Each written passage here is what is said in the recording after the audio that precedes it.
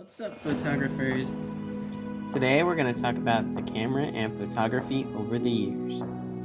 The first camera was invented in France and was about the size of a Honda CR-V automobile. It took place in 1826 and it took about 8 hours to take the first picture. In the picture we can see the view from the window at La Glace. The history of the camera began even before the introduction of photography.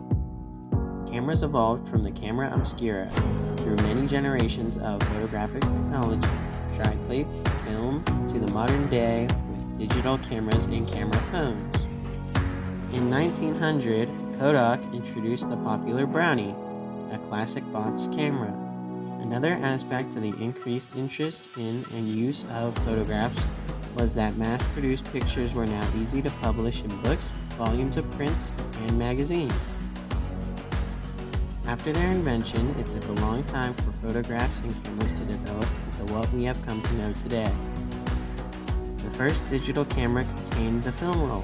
In 1889, George Eastman created the roll of film, which made it possible to shoot multiple pictures one after the other.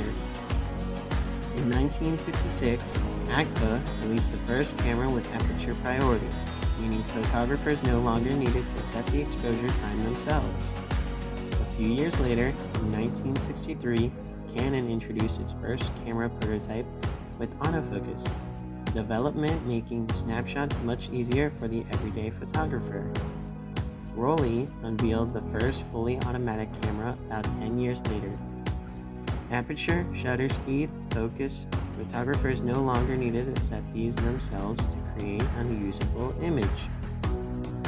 Over the past 100 years, photography has advanced and changed drastically from photographic film to mobile uploads on apps such as Instagram and Snapchat.